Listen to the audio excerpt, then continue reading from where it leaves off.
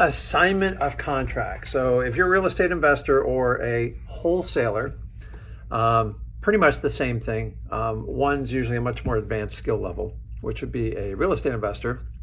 I started out wholesaling, and originally I assigned probably 80 to 90% of my contracts. And it worked. I never really got a lot of pushback.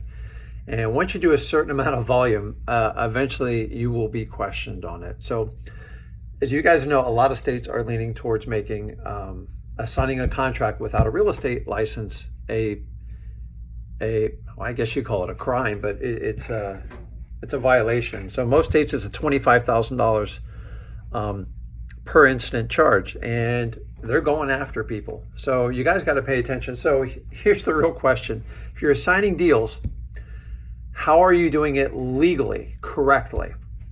So in the state of Florida where I'm at, and I can only speak on my state right now, it's illegal in the state of Illinois without a license.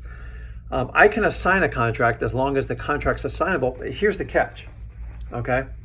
I can sell the contract. So yeah, it's a piece of paper. It was really designed for the mortgage business and the overall corporate environment where they sell contracts. And this is the loophole of assigning a contract. Here's the catch. You wholesalers that are putting out property lists with pictures on it, deal information, amounts, you're completely practicing real estate without a license, and your time's going to end on that. So I guess you can run it up if you don't care, but it's not the right way to do real estate.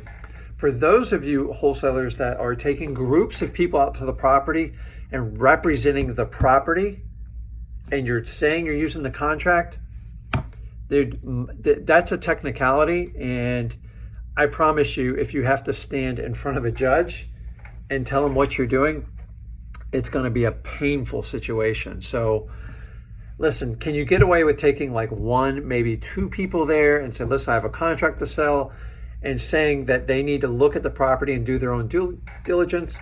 Probably correct. But when you bring a parade of people out to the property and it never stops, and you haven't really told the homeowner what you're doing, or you're calling your buyers contractors, you're flat out, you're not doing it right. So you're practicing real estate without a license. So, okay, well, Rick, what should I do? Well, you need to figure out what you want your business to be about. If you want to just do wholesaling, that's all you want to do, figure the correct way to do assignments out. Work with someone that will show you the way. Because what happens is, the people that rat you out the most are homeowners that get disappointed, homeowners that get aggravated because you keep lying to them and bringing people over the house, or worse, you bring a realtor over there and they'll rat you out in a heartbeat. They'll run you over. And when the state attorney calls you, even if you're completely innocent, you have to defend yourself, and it puts you in a precarious position. So if you're doing assignment, guys, you can only sell the contract. The minute you start bringing the property in with pictures and stuff, you are now opened up to breaking the statute of practicing real estate with the law. So you go, hey, Rick, I'll just go and get my real estate license. It kind of solves that problem, but the reality is it opens up a whole nother can of worms for you. Now anybody puts a complaint against you, you got to stand in front of a realtor board and you have to answer.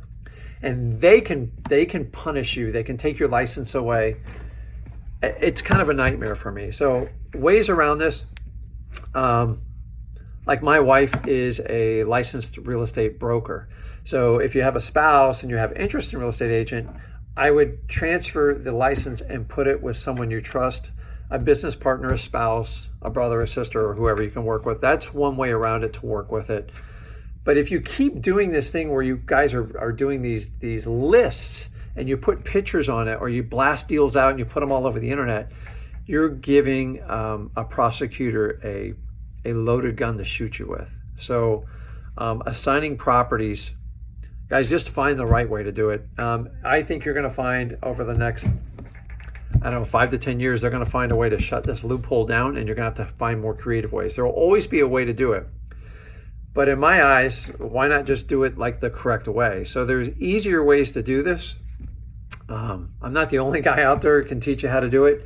The main thing if you're going to do assignments is also, I always talk about intent. If your intent is to never ever close on the property and you lock up everything and say 20 to 30% of your properties are falling out, you're going to get complaints against you, and that's what gets us all in trouble. So do the right thing, take care of the homeowners, always disclose your intent to everybody. And if you don't have the intent, and Rick, I don't have any money, I don't have the ability, go work with someone, a funding partner, hard money guys. I talk about hard money, how to set it up. But please don't go out there and just do this business recklessly, because that's what's led to all this regulation. So we didn't get into this to be a realtor, guys, and nor do I suggest you do it. But if you're going to do that route, at least take my advice and explore your ideas. So sell the contract. The minute you bring the property into it with pictures or multiple people looking at the property at the same time, you are now selling real estate without a license, and that's what's going to get you in trouble.